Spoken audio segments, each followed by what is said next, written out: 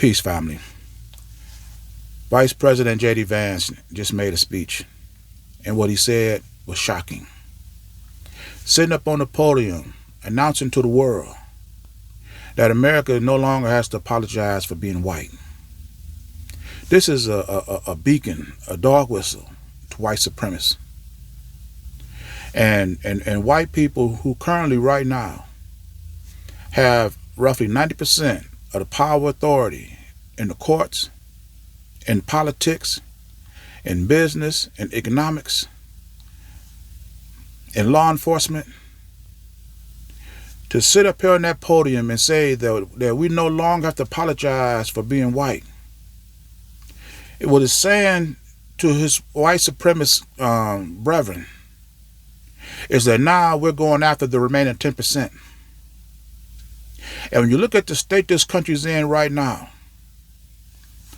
$38 trillion, this country's in debt. Half the population is at, near, or below poverty. 70% of the wealth is in the hands of the top 1%. And you got the Vice President of the United States talking about whites no longer have to apologize for being who they are. Well, I say you do have to apologize, because nobody came here and interrupted anything that you had for an agenda for this country since its conception. The state that this country, you've had your hand on the trigger at 100 and down to 90% of power and authority in this country. You got nobody to blame but yourself. And yet you still are not happy.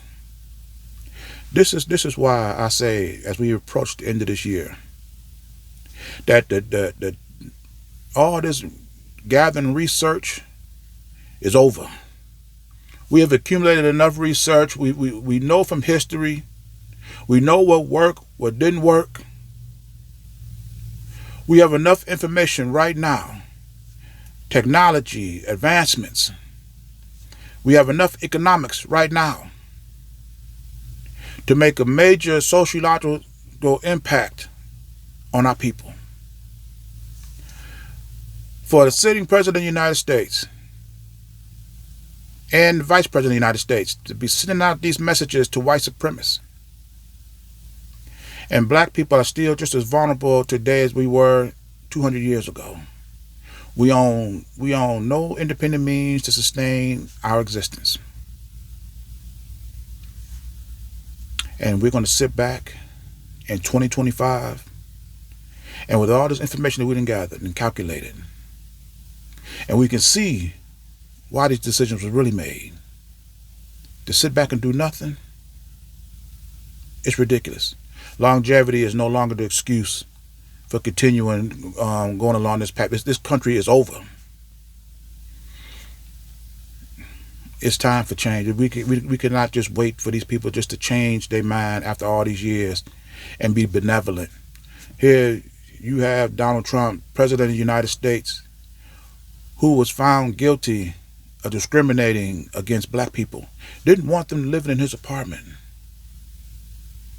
And now this person is President of the United States. What kind of country is this?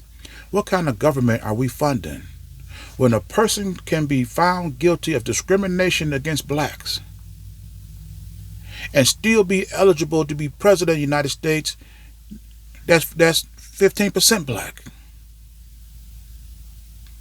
What does that say to white people?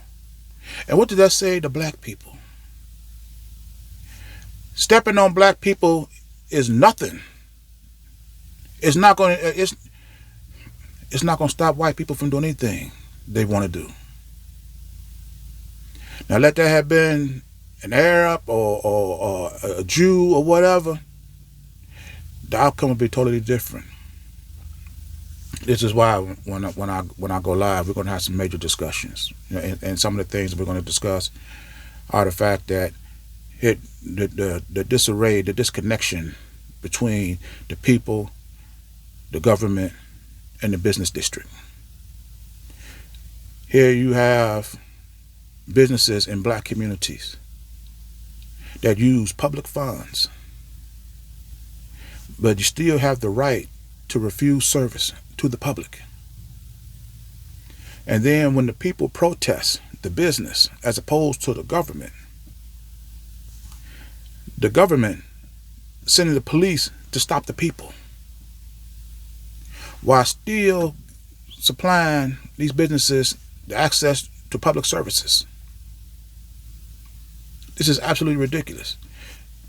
As I said in my earlier video, here you have, up under this system, manufacturers that's manufacturing food that's no good to the world, that they will reject, but it's good enough for you.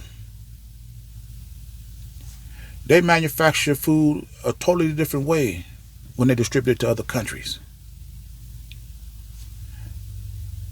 and send you food that would no other country accept. Why? Because these entrepreneurs have came in here and have separated black people from their power and authority. The reason for you to have a government is to protect and secure your rights, freedoms, and liberties. We have none. I'm listening to this story on 60 Minutes where this child was born with a defect. She lacked the gene necessary to maintain the muscle structure in her body. And when this child was diagnosed, and they told the mother the prognosis, they said, "What can we do?" The mother said. Doctor said, "Take your child home, hug her, kiss her, love her." The mother started crying because, first of all, this is what the mother's going to do anyway to her child. She needs a cure. And miraculously, there was a study being done that addressed this specific need. And they had a cure that was ready to come to the market. It went through all the trials and everything, and it's ready to be released. You would think that this would be a miracle.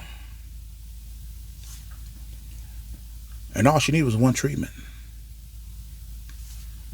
But the problem is, one dose of this medication cost over $2 million. So now, what do? What kind of cure is this? This was up under a capitalist system.